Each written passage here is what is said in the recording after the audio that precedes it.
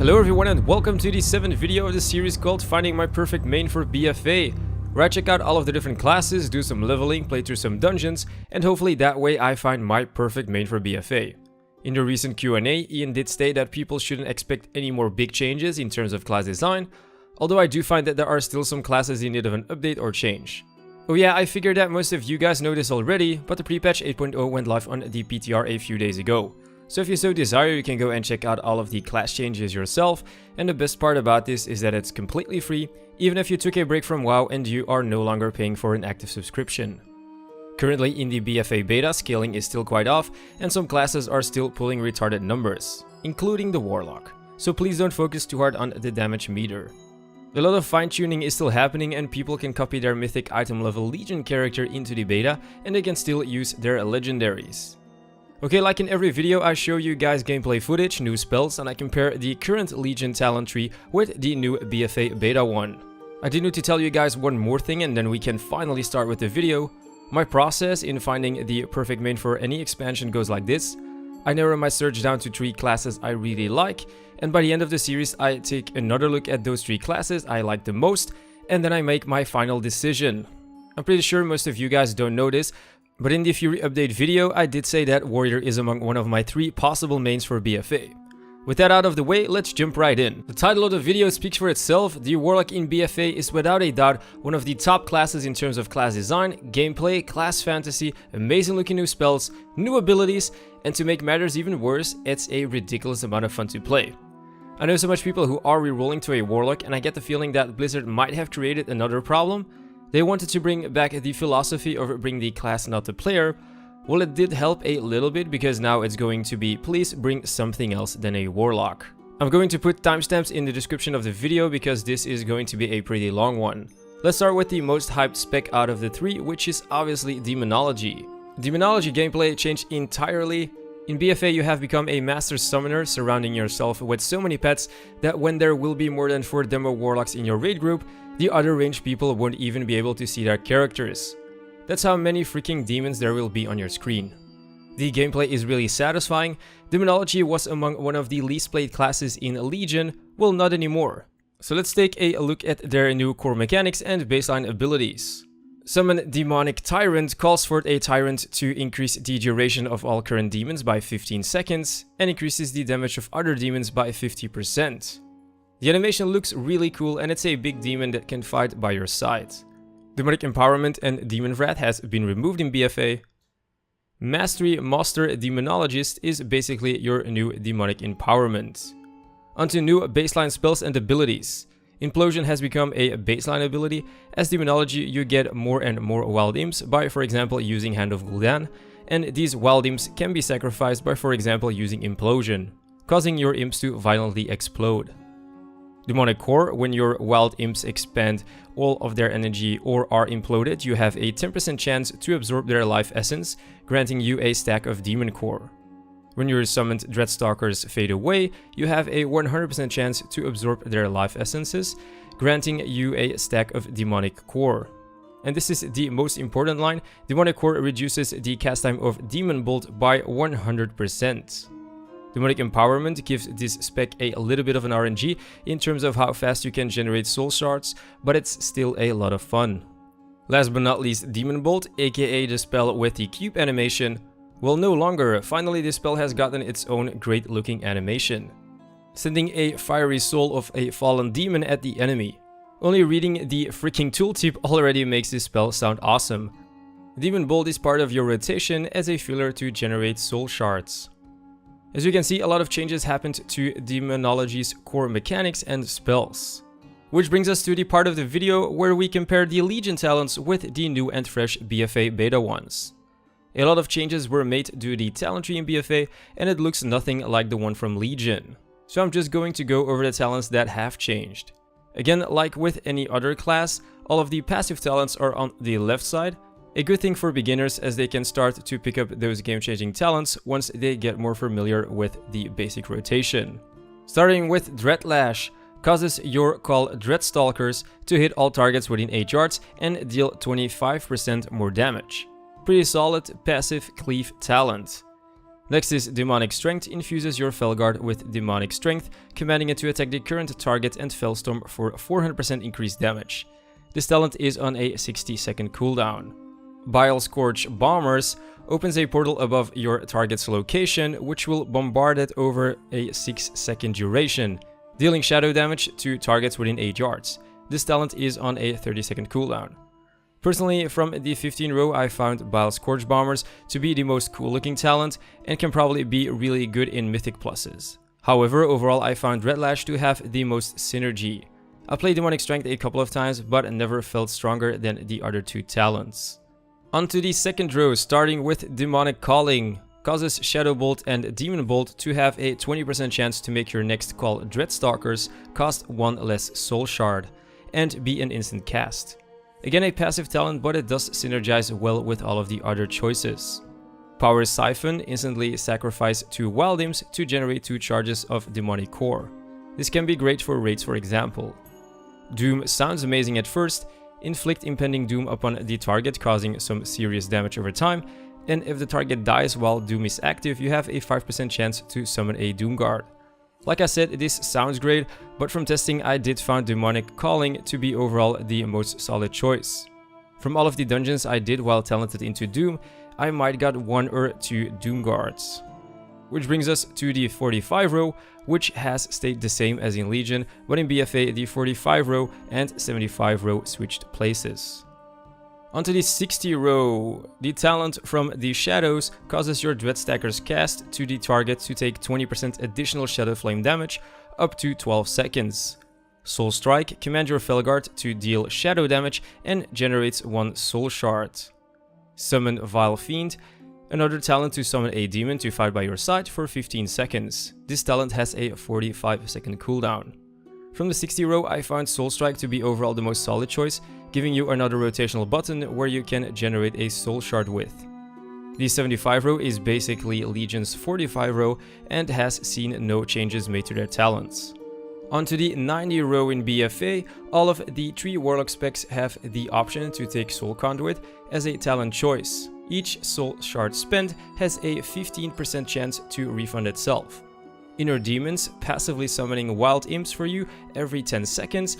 On top of that, it has a 10% chance to summon an additional demon to fight by your side for 15 seconds.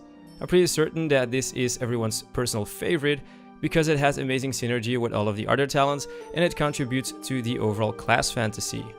Grimmer of Felguard, summon a Felguard who attacks the target for 15 seconds and deals 50% increased damage. When taking a look at the 90 row, it's all about personal choice, but I think that most people will just take Inner Demons because of how awesome it makes a spec feel. Which brings us to the last row. Sacrifice Souls grants Shadow Bolt and Demon Bolt 5% additional damage per demon you have currently summoned. Pretty solid, but again a passive talent. Demonic Consumption causes your Demonic Triant to destroy and absorb the remaining power of all of your Wild Imps to empower himself. Sounds pretty cool. Last but not least, my personal favorite, Nether Portal. Tear open a portal from the Twisting Nether for 20 seconds. Every time you spend a Soul Shard, you will also command the demons from the Nether to come out and fight for you. Only reading this freaking tooltip makes it look like the most awesome mechanic currently in the game. Enough said about demonology, let's go ahead and take a look at the spec that I also had quite a lot of fun with, Destruction. I always had a very close relationship with Destruction, as it was one of the first specs that I raided with at a serious level all the way back in Burning Crusade. In the BFA Beta, Blizzard did manage to smooth out the gameplay of Destruction a little bit more, which is a really good thing. All in all, the core gameplay of Destruction did stay roughly the same, but in BFA it just feels so damn freaking powerful. When taking a look at the changes made to baseline abilities, there are not much at all. Backdraft now became baseline. This used to be a talent choice back in Legion. This is a very good choice from Blizzard's side, as this smooths out the gameplay even more. Havoc's cooldown has been reduced to 25 seconds, down from 45 seconds in Legion. Again, a very good change to make the gameplay feel a lot smoother. Which as always brings us to the part of the video where we compare the Legion talents with the new and fresh BFA Beta ones. Not a whole lot of changes were made to the talent tree in BFA, and again, like with any of the other classes, all of the passive talents are on the left side. A good thing for beginners, as they can start to pick up those game-changing talents once they do get familiar with their base rotation. Starting on the 15 row, where the backdraft icon still exists, but it's now called Flashover, causes Conflagrate to deal 10% increased damage and grant an additional charge of backdraft. Pretty good synergy. Eradication has taken the place of Roaring Blaze, which has been moved to the 90 row, causing your Chaos Bolt to increase the damage you deal to the target for 7 seconds. A strong and solid talent. Soul Fire, kind of like Pyroblast, but does have a very long cooldown, 45 seconds in total. Can maybe be good on single target, but it does take the pacing out of the gameplay. Reverse Entropy, a passive talent. Your spells have a chance to grant you 15% haste for 8 seconds. Really good pick if you want to get smoother gameplay. Casting a Chaos Bolt with some extra haste feels really good. Internal Combustion causes Chaos Bolt to consume up to 5 seconds of Immolate's damage over time effect on your target and instantly dealing that much damage. Shadow Burn is basically the same. The 45 row is the same as Demonology, which brings us to the 60 row, where you can make a choice between 3 different AoE damage increasing talents. Starting with Inferno, causes Rain of Fire to have a 20% chance to generate a Soul Fragment. Fire and Brimstone causes Incinerate to now also hit all enemies near your target for 40% damage and generating 1 Soul Shard for each additional enemy hit. Cataclysm, wow, calls forth a Cataclysm at the target's location, dealing Shadow Flame damage to all enemies within 8 yards and afflicting them with Immolate. Has mad synergy with Channel Demon Fire, and I would not be surprised if they nerd this combo very soon. The 75 row is the same as Demonology, which brings us to the 90 row. Roaring Blaze causes Conflagrate to passively burn the target for additional damage over time. Grimmer of Supremacy causes each Soul Shard spent to increase the damage of your next Chaos Bolt by 8% while you have an Infernal active. Out of all 3, I did like this one the most, only because I love to see those high Chaos Bolt crits, even more so when you decide to combine this with the 100 talent Dark Soul. Grimmer of Sacrifice sacrifices your demon, causing your spells to occasionally deal damage over time. Last but not least, the 100 row, starting with Soul Conduit, which is the same as with Demonology. Channel Demon Fire launches a bolt of Fell Fire over 3 seconds at random targets affected by your Immolate within 40 yards. On top of that, the damage splashes to nearby enemies. Like I said, this talent has amazing synergy with, for example, Cataclysm. Last choice on the 100 row, Dark Soul infuses you with power, granting over 30% crit chance for 20 seconds. Probably your single target raid boss talent. Personally, I think Destruction is one of the most satisfying ranged DPSers currently playable on the BFA Beta. I played Fire Mage for a very long time, and this might sound weird, but the Destruction Warlock feels like a better version of the Fire Mage. The rotation is fairly simple, rotating between Soul Shard generators and hard-hitting Chaos Bolts. Summoning your Infernal and getting off those juicy big Chaos Bolts just feels like a very well put together spec. Almost there, ladies and gentlemen, let's go over the last spec, the Affliction Warlock. When I played Warlock back in Legion, I didn't really get why people liked Affliction in Antorus. Yes, it did amazing DPS, but constantly refreshing dots and targets was sort of engaging. I guess that on single target this spec must have been one of the most boring ones in Legion, which is something Blizzard did try to fix in BFA. However, I'm still not fully convinced, probably because I don't like the playstyle which evolves around keeping up and refreshing dots. So let's take a look at the baseline mechanics and abilities that did get changed going into BFA. Summoning Dark Glare is your new hard-hitting cooldown. Dark Glare extends all current dots you have active on all of the targets by 8 seconds, and gains 10% increased damage per active dot. Your Dark Glare lasts 20 seconds and attacks the target you were targeting when he got summoned. Your passive Mastery Potent Affliction now also affects Phantom of Singularity and Vile Taint. Okay, and that's it for the new basic mechanics. Let's go over some new baseline abilities. Shadow Bolt has made his return to the Affliction Warlock and is once again part of your rotation. Unstable Magic is nothing new, but now deals 10% more damage to applied targets. Which as always brings us to the part of the video where we compare the Legion talents with the new and fresh BFA Beta ones.